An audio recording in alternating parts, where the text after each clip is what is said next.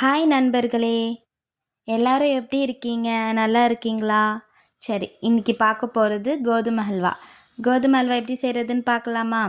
ஒரு பாத்திரத்தில் 1 கப் கோதுமை மாவு ஆட் பண்ணிக்குங்க.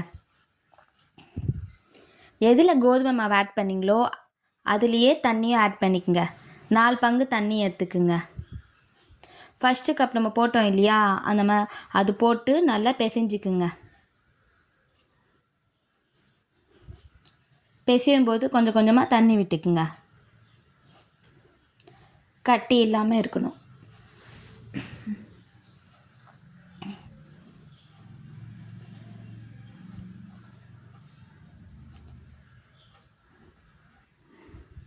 அப்புறம் வடிகட்டி எடுத்து வச்சுக்குங்க.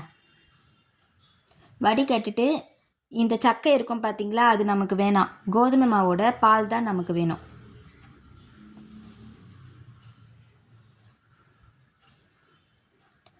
ஒரு அடிகனமான பாத்திரத்தில் கொஞ்சம் நெய் ஆட் பண்ணிக்குங்க. நெய் கொஞ்சம் போட்டு முந்திரி பருப்பு கொஞ்சம் போட்டு வறுத்து எடுத்துக்குங்க.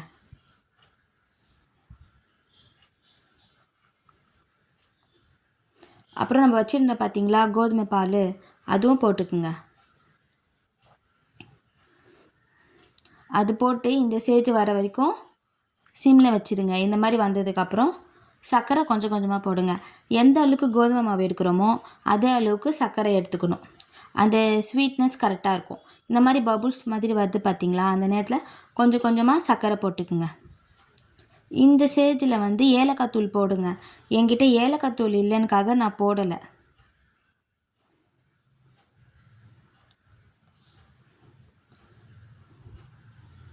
நான் கேரமல் ஆகிறதுக்காக 2 ஸ்பூன் தண்ணியும் 4 ஸ்பூன் சர்க்கரையும் போட்டு இந்த மாதிரி பண்ணியிருக்கேன். நீங்களும் இந்த மாதிரி பண்ணிக்கோங்க. சர்க்கரை பாகு கேரமல் ஆனதுக்கப்புறம் இந்த மாதிரி போட்டுக்குங்க.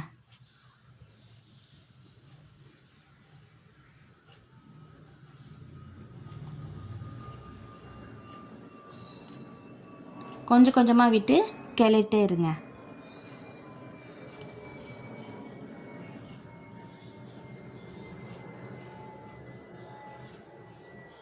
சிம்லேயும் ஹை ஃப்ளேம்லேயும் வச்சு கிளறிட்டே இருக்கணும், கை விடக்கூடாது. இந்த ஸ்டேஜில் நெய் கொஞ்சம் கொஞ்சமாக ஆட் பண்ணுங்க.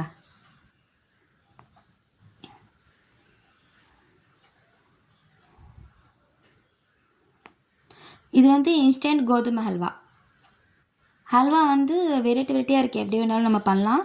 இது ஈஸி மெத்தட். நம்ம உடனே ஹல்வா சாப்பிட்ணும் ஆசையாக இருக்குன்னா இந்த மாதிரி செஞ்சுக்கலாம். சர்க்கரை போட்டு கொஞ்சம் கொஞ்சமாக இந்த மாதிரி கிளறிட்டே இருங்க. இந்த பக்குவம் வந்துடும்.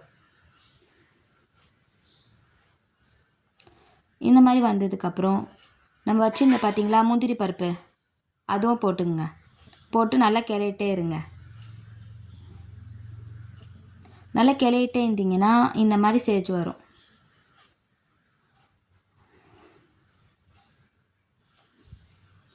அவ்வளோதான் நண்பர்களே, ஹல்வா ரெடி.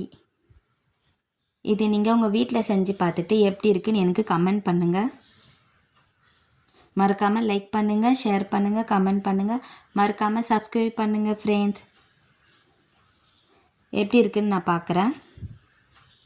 சூப்பராக இருக்குது ஃப்ரெண்ட்ஸ். நீங்களும் ட்ரை பண்ணி